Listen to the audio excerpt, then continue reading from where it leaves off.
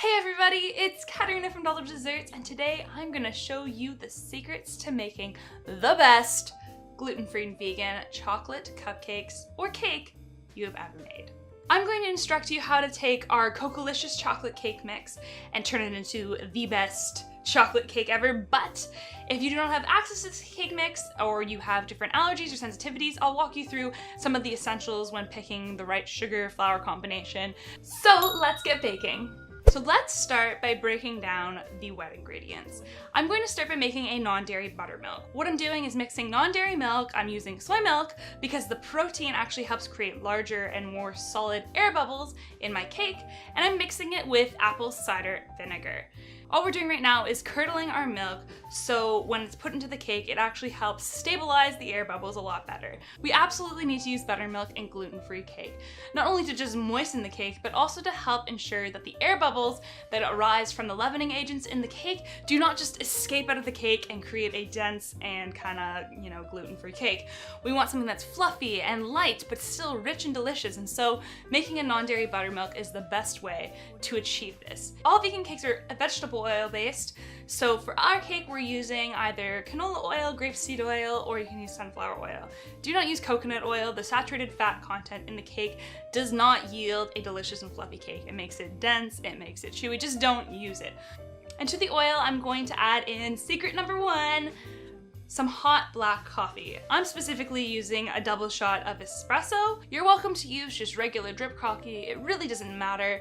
This is essential for richness. I promise you won't taste the coffee, it's not gonna be a prominent flavor, just trust me, this stuff is elevating. Once I've emulsified the fat in the coffee, I'm going to add in my non-dairy buttermilk and emulsify that.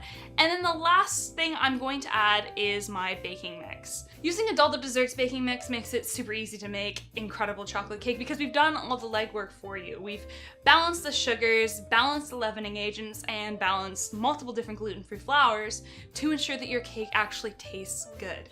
Now, before you mix all of your dry ingredients up and ensuring that there are no more dry pockets, you don't need to mix it more than that. You're going to add in chocolate chips. This is just a fun textural difference that you can add to your cake, as well as increasing the chocolatiness of your cake. You can melt those chocolate chips in, that's totally fine, but it might make your cake a little bit too dense. Having just chocolate chips in there works perfectly fine. This cake batter, you're gonna wanna make sure that it's got a thick consistency, almost like a brownie. You're not trying to go for a runny, pourable cake batter here per se. It'll have some pourability, but if it's loose and wet, when your cake bakes, it's going to have a very flat top and it might even sink a little bit in the middle. To portion off gluten-free cupcakes, because they don't rise all that much, you're going to want to fill them up about 2/3 of the way. And once you portion that all off, you're gonna go bake those cupcakes at 350 degrees for approximately 15 to 20 minutes. And that's really how simple it is to make a delicious chocolate cake base. Now, for decorating, you can go banana sandwich on this part. It's really up to you what to do. I used our classic vegan vanilla buttercream to pipe on the top, and then a little drizzle of dark chocolate, makes it look super fancy. I also had some gold pearls left from my red velvet cake recipe, which you definitely have to go and check out, which I'm gonna put on the top because, I wanna make my chocolate cupcakes extra special. Oh man. Oh my god, those chocolate chips just make it so chocolatey. This is so good. Now, if you don't have access to Untitled Desserts baking mix, which realistically everybody in North America does because we ship across North America, if you're gonna use a different chocolate cake recipe, that's totally fine. Before you add in your flour or cocoa powder or leavening agents, the first thing you're gonna wanna mix in with this oil slurry is your sugar. Now, the best sugar for cake is using a cane sugar, preferably refined. You can get refined white sugar that is vegan. Just make sure you check where it comes from. And we really like to combine it with some brown sugar for a little bit of added molasses, but white sugar is your lightest and best bet. If you want to use organic cane sugar that hasn't been refined, you can go ahead, but you're really going to have to dissolve it down as best as you can because those big chunks are actually going to prevent your cake from getting light and fluffy. However, you want to use other kinds of natural sweeteners, make sure that they are some sort of powder or granulated, not liquid sugar, because that's going to be too heavy for your cake. So I would recommend using a proportional amount of stevia or maybe xylitol mixed in with monk fruit. If you want to learn about all different kinds of sweeteners for brownies, you can check out the video in the description below or in the little icon that's popping up right there. Otherwise, do your research and make sure you're using the right type of sugar for replacement. You don't want to put in too much, but you also don't want to put in too little. It's really essential that you have the sugar there. The next ingredient you have to consider is flour. Now, I could talk forever about gluten-free flour combinations and blending.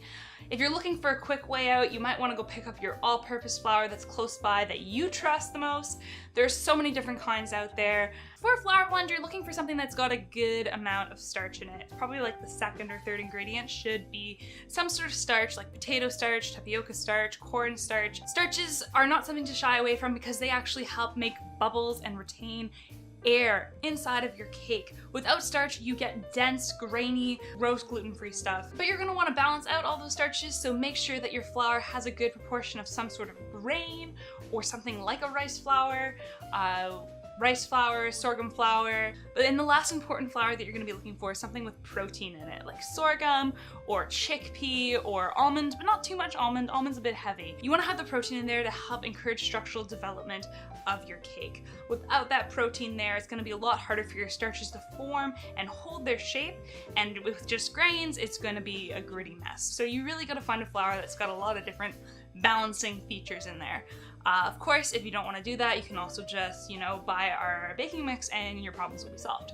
One of the most important ingredients for chocolate cake, however, is the cocoa powder. Use a alkali treated cocoa powder that is dark and pure. The higher the fat content, the better, more rich your cake will be. Most cocoa powder that you buy at the grocery store, especially if it's kind of like a lighter color, is actually mixed in with a bunch of sweeteners and fillers, so it's not really that pure cocoa powder. So really try and look for something that is dark, like almost as black as my shirt. That cocoa powder, it's cocoa powder that we use, it's cocoa powder that most professional bakeries use. That stuff makes your cake delicious. The last important thing is leavening agents and binders. So we like to use a combination of baking soda and baking powder. You can use both, you can use one, you can use the other. It really doesn't make that big of a difference, but you definitely need to have baking powder. And of course, the last thing for gluten-free structural integrity is xanthan gum or gar gum. Both of those things work wonders on your cakes. We like to use xanthan gum because it doesn't have a weird flavor like gar gum. But some people don't like xanthan gum or can't have it because it is processed with corn. By all means, you do you. And now you know all my secrets to making amazing chocolate cake. It really isn't that difficult to add a few extra things and take it really to the next level. But don't just stop here. Keep researching, creating, getting inspired from other bakers to see how to take your chocolate cake to the next level. Once again, thank you so much for watching our lovely recipe videos. If you love this and want to stay up to date with everything Dolled Up Desserts, because there's a lot more where this came from, please hit the subscribe button and stay up to date with everything Dolled Up Desserts. And if you do decide to make a chocolate cake or cupcakes using this recipe, and you like sharing all of your delicious baked goods on Instagram or Facebook, please tag us at Dolled Up Desserts Baking so we can share your delicious creations with everybody in our social feed and make them super jealous of all the chocolate cake they are not eating. Thanks for watching!